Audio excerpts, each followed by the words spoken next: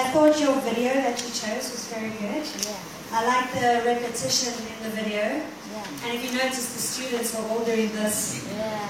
following the mouse on the screen, right? Yeah. So the students enjoyed it. And I liked how you took the comments from group 2 to play it again, and then you played it again in yours. So I like how you are listening to the feedback of the other groups to improve your lesson. That is why we give feedback. So you listen to each feedback from each group and you improve your own lesson, right? So good, good, good. I liked how you did that. As well as, I forgot, when you do videos, so group 2 and group 3 did videos, right? In group 2, your video paused, remember? But you carried on singing. That was good. Remember, technology is not reliable. So always have a plan B. Either sing or just keep going, or download the video before time so you don't have to rely on the internet. So technology is not reliable. Always have a plan B. Okay, good. So I liked your video in your warm-up. The problem I had were with these 3 pictures. These 3 pictures I thought were not clear. If you look at picture number 2, both Ajahn and you and I said it looked like a park, not a zoo. Okay? If you look at picture number 4, to me that looks like a botanical gardens, right? And picture number 3 was just very unclear for me. So teachers, when you choose your pictures, choose the best picture you possibly can. What I did like is that your pictures were real life. They were not cartoons. So it sometimes helps to relate to the pictures if they are real. So I like that. Anything to add to warm up? Okay, so I like that. Moving on to your vocabulary.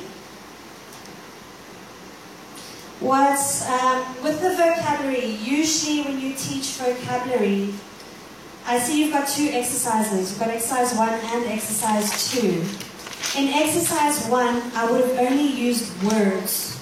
So, jet ski, bicycle, climb in, swim in, fair, animal show. Okay? I wouldn't put the ride or the play or the watch. Okay?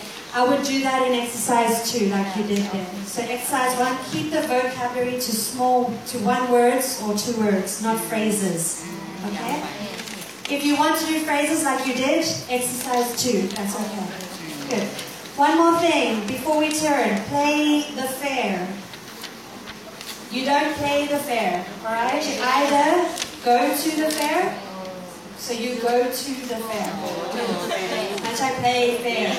Go to the fair. Okay. Also what I liked, which I saw in group 1, was you asked the students why. When they gave you answers, you asked why. I like that a lot. Okay, anything to add? Okay, moving on to listening. I really like the video you chose for that exercise. It's easy to listen to. The acting's good. Yes. What I would do before the video is to go through the questions with your students. Make sure they understand the sentences before watching, so they know what to listen for, what to watch for. That would be my suggestion.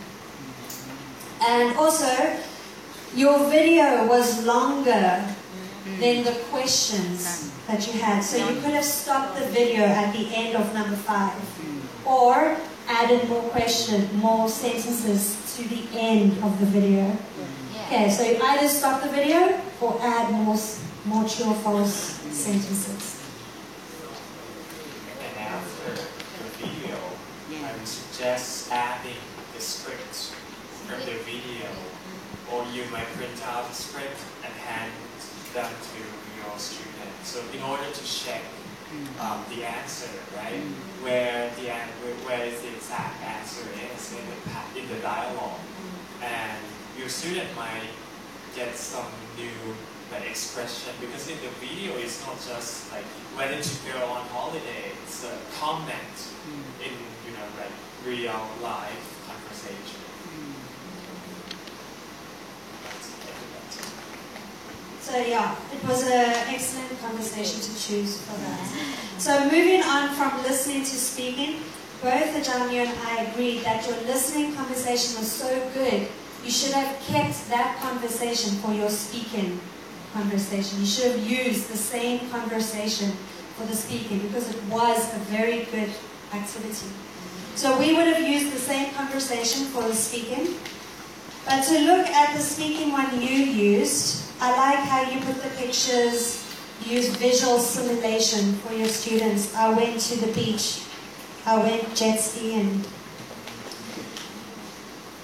Remember, it's not I want to go to the beach. You said, where did you go? I went to the beach.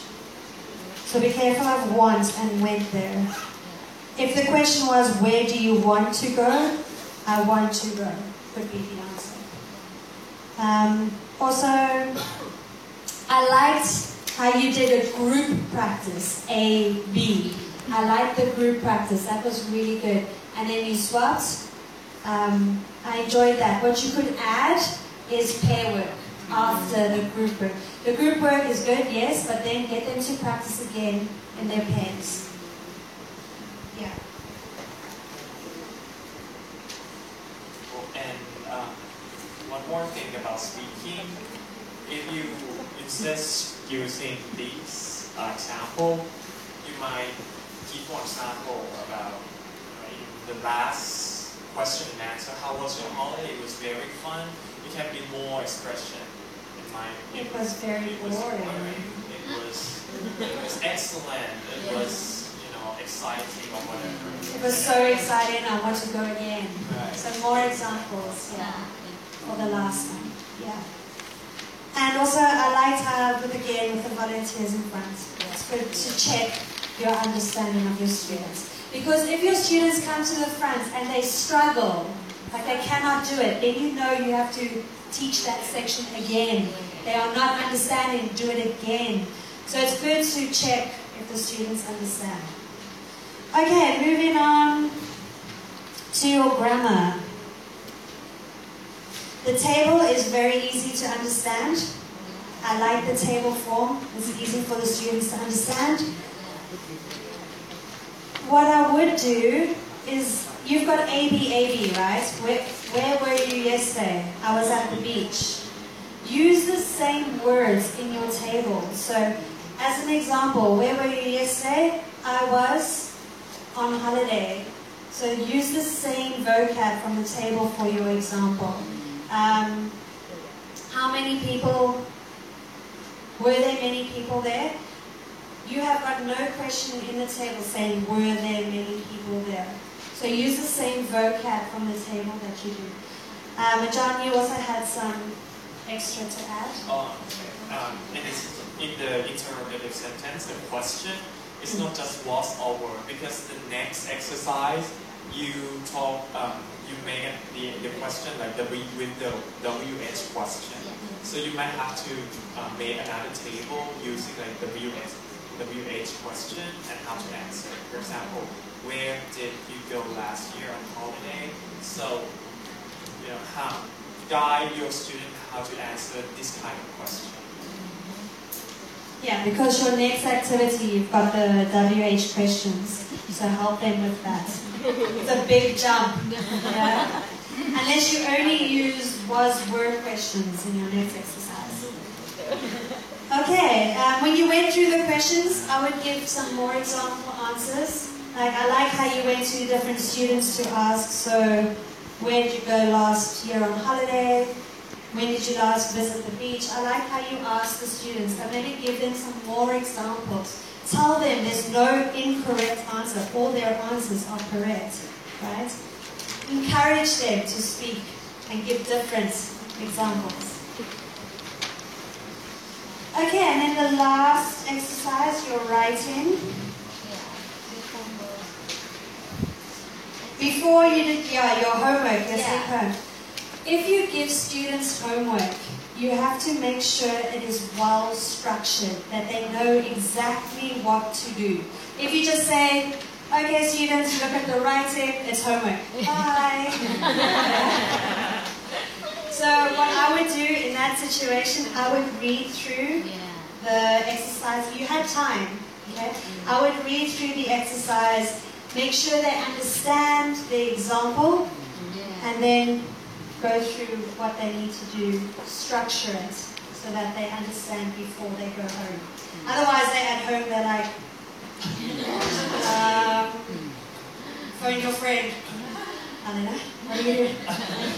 Yeah? So I would structure that better for the students to understand.